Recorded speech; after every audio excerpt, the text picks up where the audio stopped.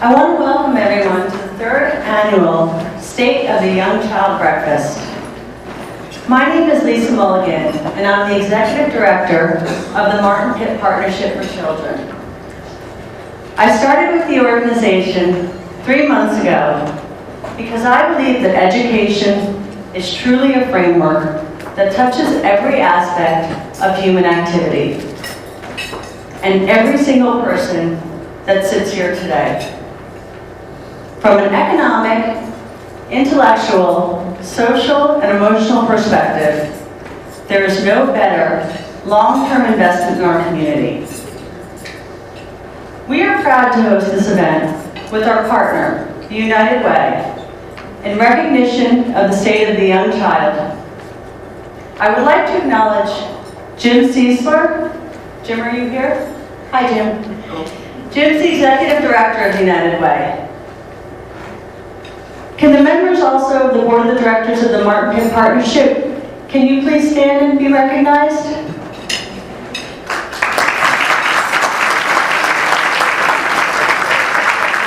Thank you. I would also like to acknowledge any members of the Board of the United Way if they're here. If they could please stand.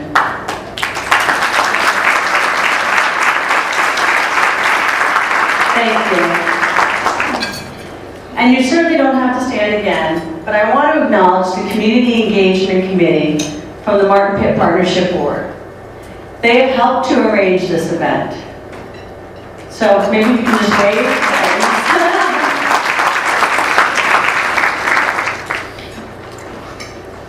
And most crucial to the day-to-day mission of the organization, first, I would like to acknowledge our Community Engagement Director, Christy Martin.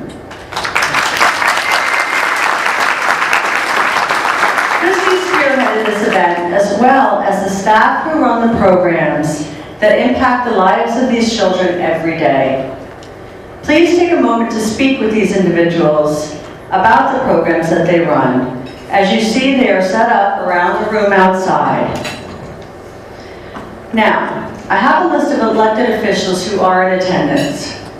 It's a bipartisan list, and it's certainly not in any order. So I'm just going to read the names, and I'm going to ask you to stand. Mayor Alan Thomas, can you please stand? Thank you. Councilman Rick Smiley, can you please stand? Thank you. Commissioner Mary Perkin-Williams, can you please stand? Thank you. And Ron Cooper, can you please stand?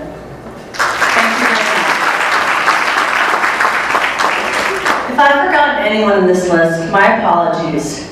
But for all of you, please accept my gratitude to all the attendees for taking time out of your day to join us at this event. Now, yesterday my staff gave me a hard time. They said, you have 5 or 10 minutes, it's not a lot of time. But I've only been here for 3 months, and I figured I wanted a little time to talk about the organization before I handed it over to Mr. Bradshaw. I know everyone wants to hear Mr. Bradshaw and all the others speak, but I wanted to get a little bit of information in on what the Martin Pitt Partnership is about. So what comes to mind when you hear the word education? Is it grammar school?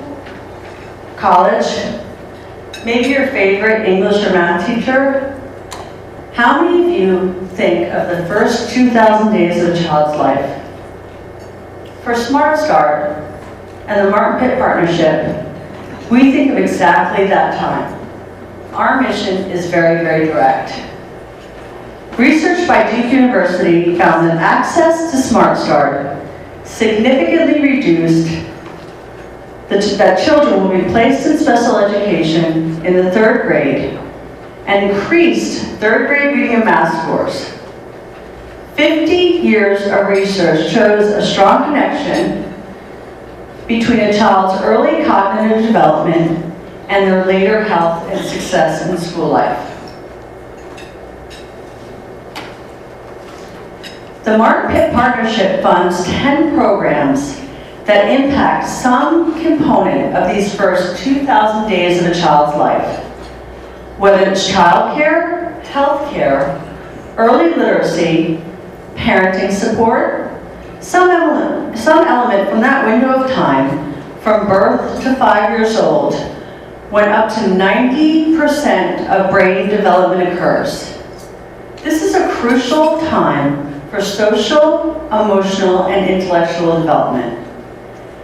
Every dollar invested in childhood education, the first 2,000 days, produces a 10% per year return on investment.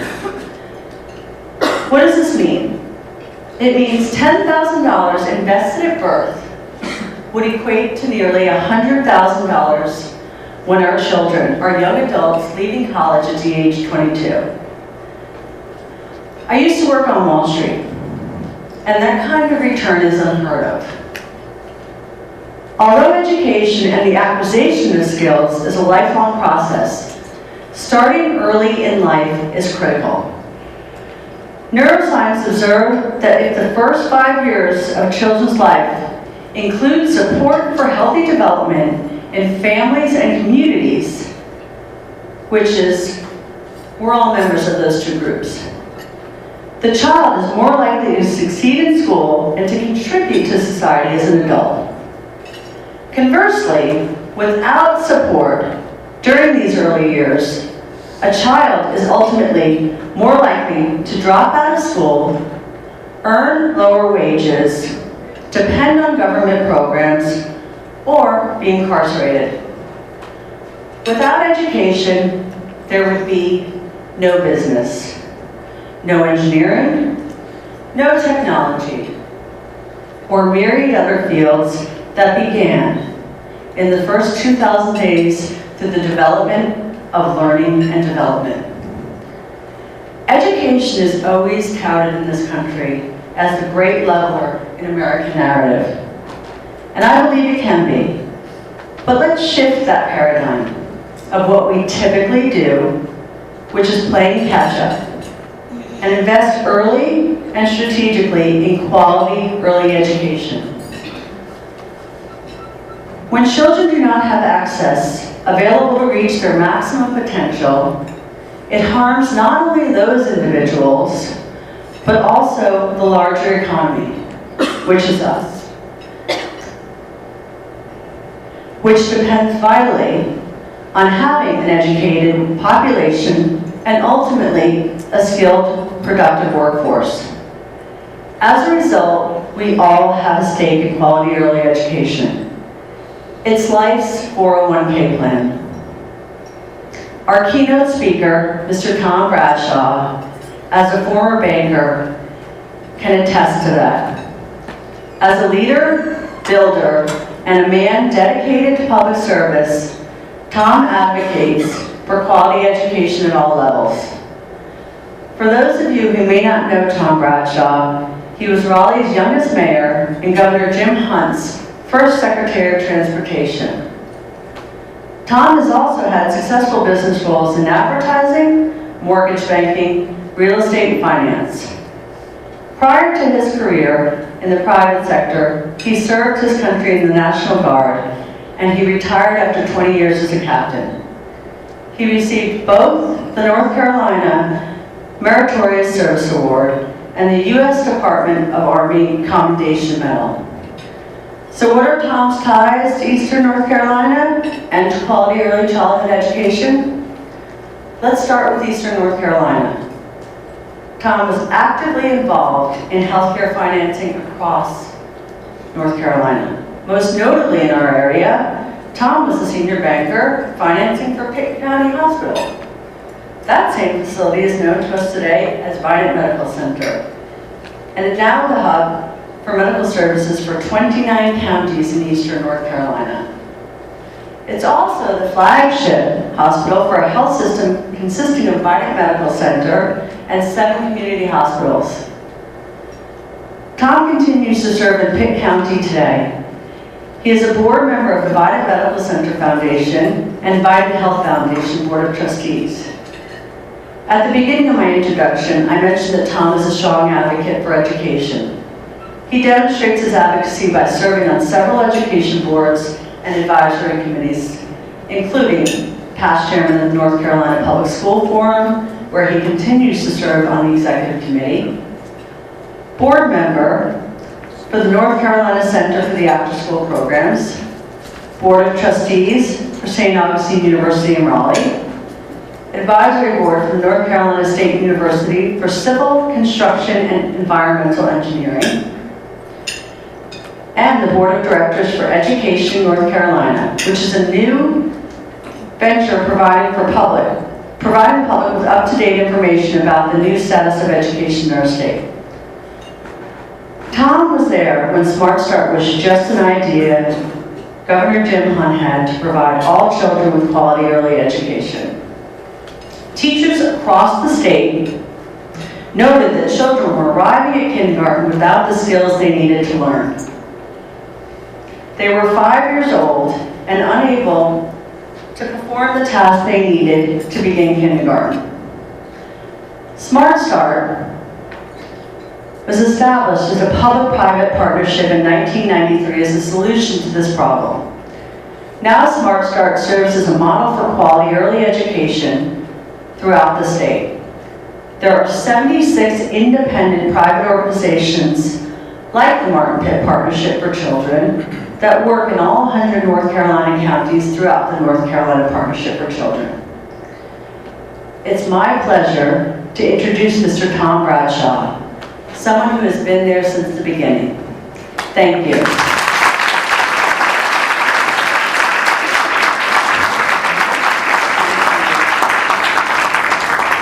Well, that was awfully nice. I hope I live up to that.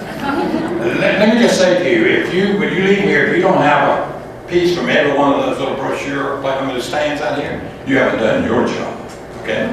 Let me remind you, I'm excited. I love to come to these meetings. I'm picking up things that I can share with ideas. In fact, being here is like coming to a family reunion.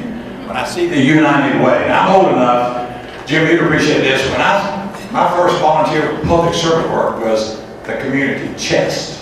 Does anybody remember community chest? It's not like you may have old enough for that. And then we made it the United Way, and I had served as campaign chairman. We had actually an 18% increase a year. We were the best program in the country the year I did that, and I was president. But when I was president of it, I heard the message of the Research Triangle, do the Triangle United Way. Because a lot of the money we got was out of the Triangle because the people lived in Wake County, but they wanted to support us all, so we created the Triangle United Way.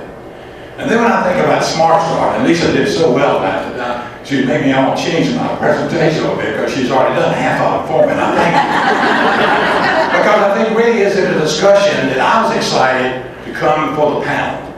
The only thing I've tried to do a little bit is a couple of things I'm going to show I hope will be food for thought that you might ask the panel members so once I share with you a little bit about Pitt and Martin County. But if I could back up a minute, I think so often, I worked for Jim Hunt for so long, and he was lieutenant governor, I was mayor. And we did a lot of fun things because he was our first full-time lieutenant governor. He wanted to do something different. In fact, he helped me build the mall the first time Raleigh had a mall.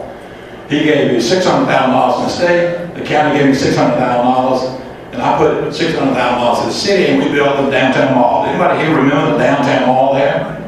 Well, they paid $14 million to take it out and put the road back. Now with all the downtown development, I think the mall would probably be better, but they've got a few parking spaces that because we didn't have it.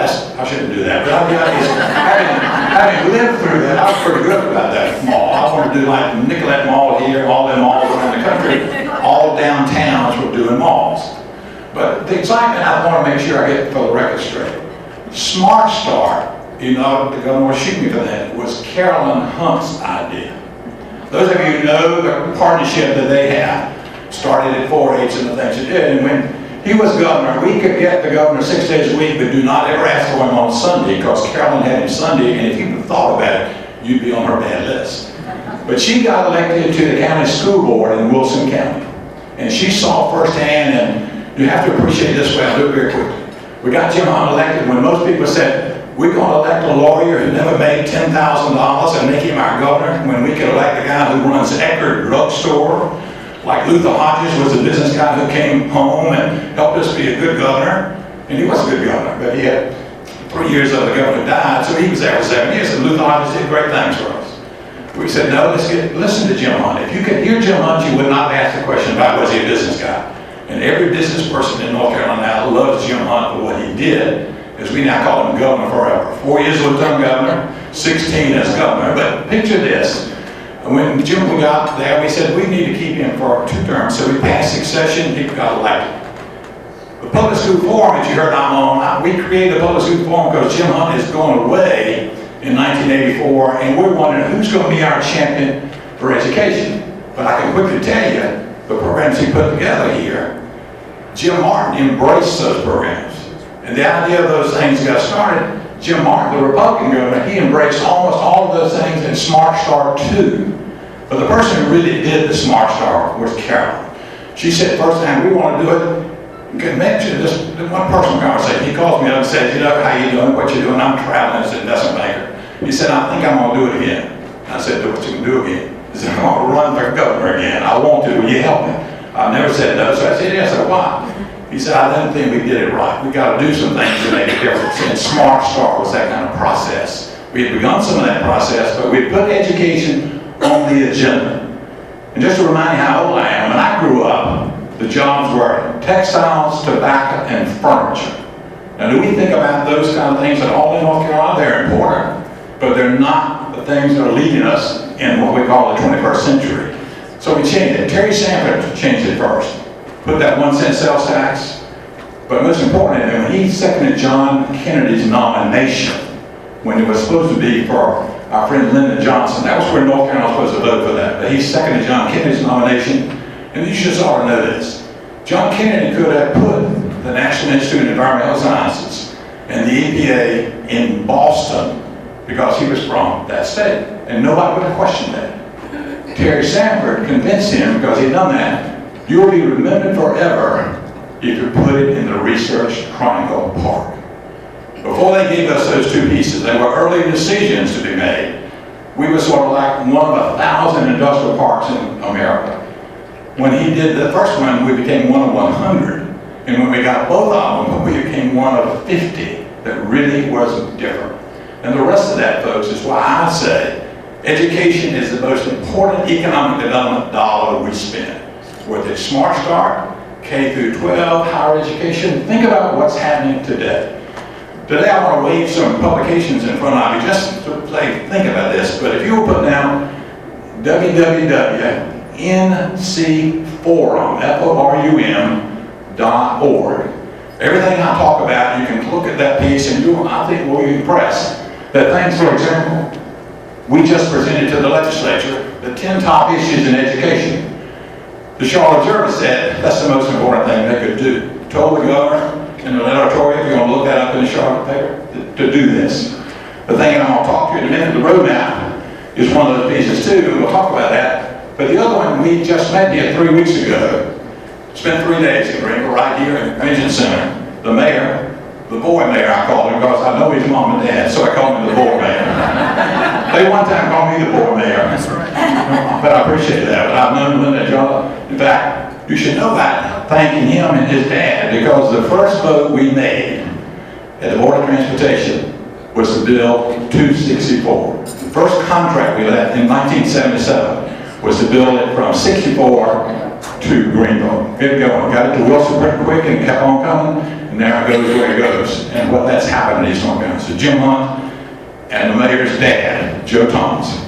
But this is a program we talk about here, what we do after hours. We now call it 24/7 education. That's the way we ought to think about education. That publication's there. But we had 425 volunteers who run programs and professionals in an education piece that talks about the things you do in excellence of afternoon programs. So you've got some good literature. There's some good literature if you do that process, if you do it, because the community really needs to come together to do those kind of things.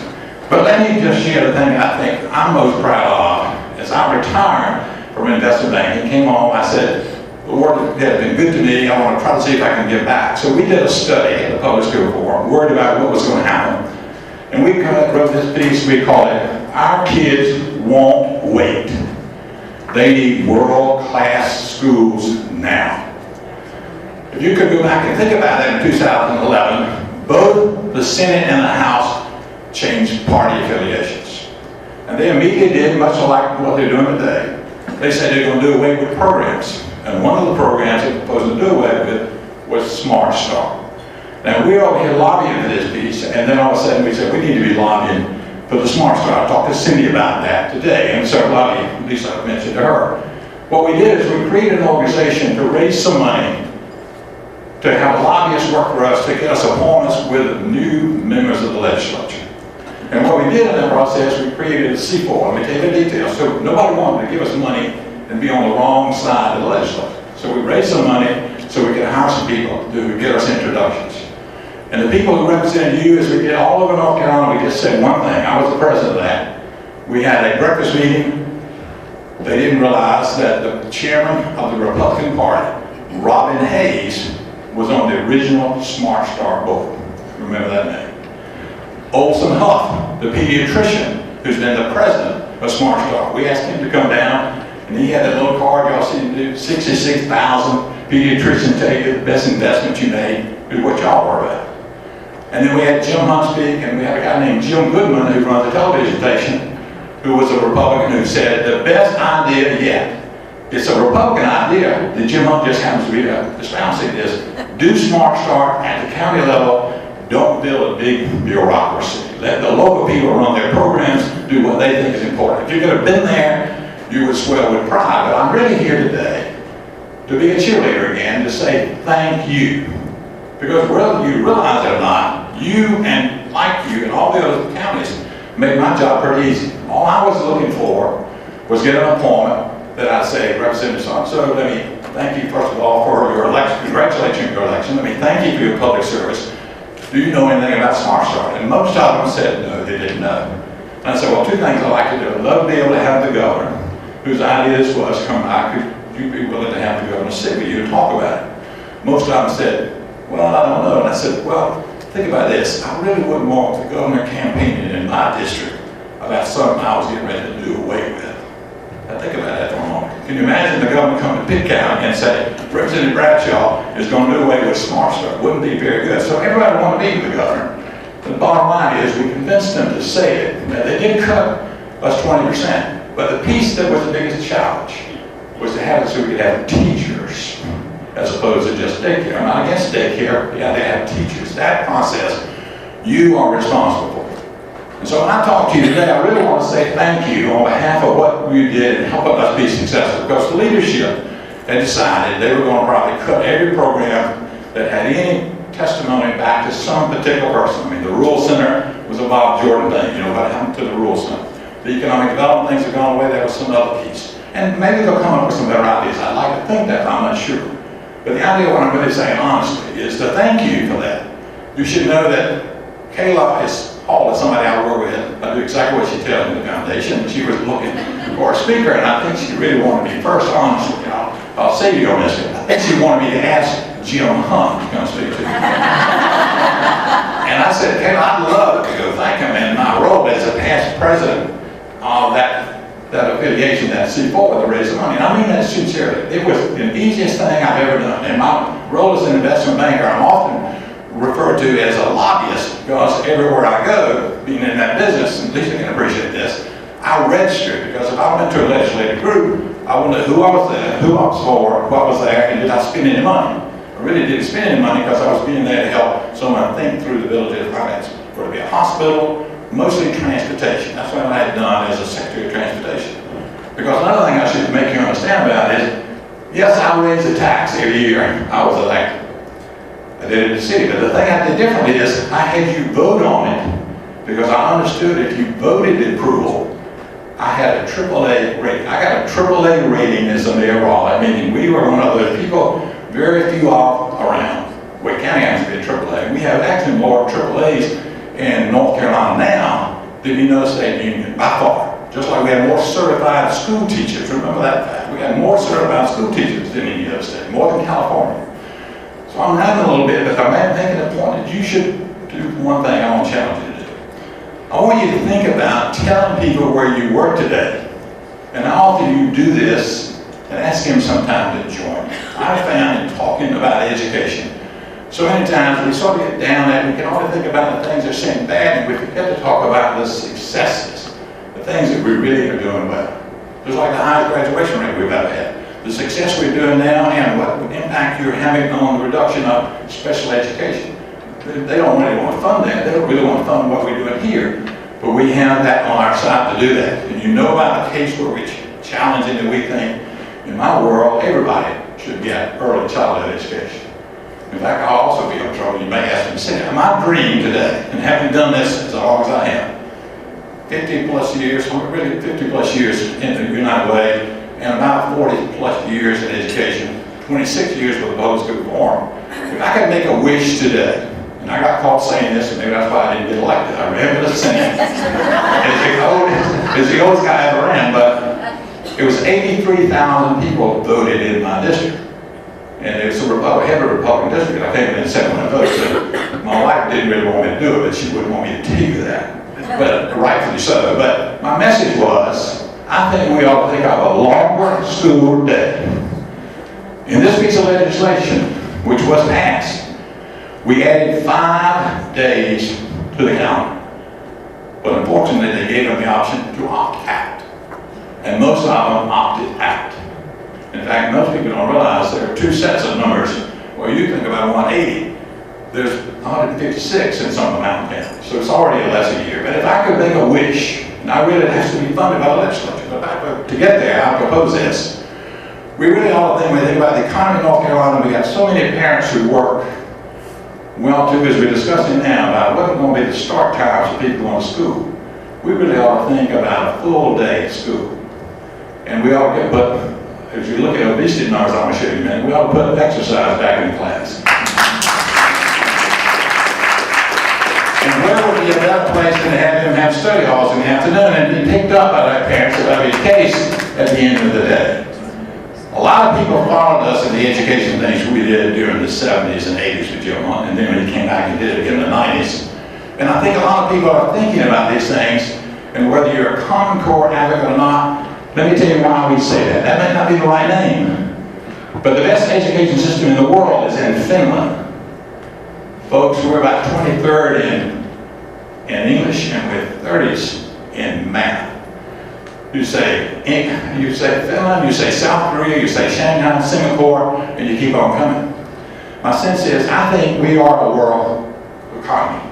You think about the research from the park and the kind of companies we have here with operations in North Carolina, we are a world economic opportunity for everybody you know in school now. If they're not having their horizon raised to that level, I would just share you as a grandparent of 9, and my very first and oldest is at East Carolina, as his dad went to East Carolina. And I'm thinking he's got to be thinking like that. And that's me telling him that he probably doesn't want to spend any time with me if I talk to him about it. But what I'm saying is, this is the beginning. The way Lisa said that, that's the story you tell people. The investment we make now saves money there, allowing us to know we're probably not going to reduce your taxes. We're going to spend your money more wisely, and we're going to be doing more with that money. And the benefits will probably be the case. Now, of course, I'm thinking about Smart Start. You can imagine being an investment banker based in New York, traveling all over the United States, and go to California every week. And more people ask me this. I'm sure I got the business for 2 reasons. Harlan Bowles was the best treasurer in the United States, and I was one of his proteges, because I was down there with 5 bond issues that were there, and then we did a bond issue for water and sewer and transportation when I was your secretary. So I knew him like nobody else knew him, because I was always asking for approval. But everybody wanted to know, what is it y'all are doing that you keep electing that Jim Hunt guy to do? I mean, everybody wanted to know that. What is the secret? We look bad when we went from 20th to 46, but the reason that's so dramatic is everybody was trying to come up to us. So everybody else is investing in that process, and we don't look like we know what we want to do. And I think if you're doing your job, talking to people, we can have people think about the positives of public education. But unfortunately, we don't hear people talk about it. Everybody wants to fix publication because of this, that, and the other, and they talk about where we are, and they would say, well, we just can't do it. I mean, they've got a business model that says we get the older teachers to quit. We could save that money and pay the early teachers a little more and not have any more taxes. I mean, they're going to try to go to a flat tax, so that's their plan. They won't tell you that, but the actions will show you where to go. Folks, I can promise you, as an economic developer, the mayor, as a developer, as a secretary, I never had one client except one manufacturing firm. He explain to me that tax, but nobody didn't come because of our taxes. And remember, we had been leading. We were in the top 5 always, and we had been second and third many times in economic development. We missed the advanced manufacturing. We had lots of opportunities to have a car company. But the reason we don't get a car company, folks, it's not the incentives. We got to fix I-95. After you make the damn things, how do you get them to the dealerships? You don't want, I hope you're not driving 95. I probably shouldn't say that, but don't drive 95. I did that after Christmas, but I want you to know, let me quickly show you my knees thing. I'm being reminded about my Chamber of Commerce guy. I'm already in trouble, but I'm trying to say to you, be proud of what you do, but tell people about it. So let me, if I could have you go to this roadmap. In front of you, unfortunately, it's only one that to demonstrate. Let me quickly show you what we did. We started doing this study in 2010. We said, we just can't tell you to do better, we got to show you factually. So let's just flip through here. We look at 20 things on wellness. You're going to be pleased where you are because of the growth and development of this hospital system here. We also look at categories of health, youth behavior and safety, education, and economic development. I'm sure your economic development person will concur with this, but that, you see that. But let me go to the next slide here. This just shows you, we do the rankings in a way, 1 to 100. It's just a benchmark to give you a planning process. And I think that the model is going to help you do that when you get to the panel. Next, please. We show you what we did for health. I'm not going to read those to you, but you see we're looking at everything from teen pregnancy to child fatality, food problems, that process. I mean, I've met more people in my life that tell me they don't eat on Tuesdays and Thursdays. And I'll tell you something, I'm crying most of the time when I'm in those meetings. And I'm supposed to be strong, and I'm thinking I'm not very strong. And I've met a lot of people in this business who've never been to the beach and never been to the rock. And we got a free museum and they've never been to the rock. Can you imagine never having been living in East North Carolina? Never do that. Next. On youth behavior, this is the piece that really gets me. This is why I'm so strong about a longer school day. Where do they go after school now when we turn them out, when there are no jobs and no opportunities? Thank goodness a few boys and girls class, but you'll see this. The other thing is, look at the other part of juvenile delinquency as well as custody piece. Next, please. When we get to the piece, I'm going to show you how you count. Education, the obvious things about education. I think what I'm really trying to say, we believe this is well thought out. And let's look at the last one on economic development. You see the kind of things we're trying to tell people because that's what the professional developers who are looking to come here, and let me assure you, long before you hear their names, they're here. They've already done all the comparisons. We can't just brag as we used to do. We have the best community college system. We can't say we're on the rise in education because we're not. So, but they look at these things and say, I don't know where I want to come as a good corporate citizen. Would you think about making a choice? Let me now show you the comparison about what we do. Next one. This just shows you again how we do it overall. And I think if you look this up and look on your computer, you appreciate it. And then the next one, let's get to the actual. This map shows you that if you look at where we are, we're in the 3rd or 4th quartile. You can see that process. My sense is we've been doing this long enough, and there are some changes, and people are working on programs. The next one, please. This shows you the comparison of what we did in 13, what we're doing in 14, and there are some improvements. In fact, the next one will show you who improved. Alamance County has lost out, they've gone down. So has Hertford County, Granville County. And the folks who done better, Chowan has moved from 92nd to 77th. They've got programs that they're working on. You should look at what they've done. Hyde County from 73 to 32. And the overall for Pamlico County went from 61 to 47. Next. Let you look at these things by county, please, Christy. For example, here, look at the positive number of physicians.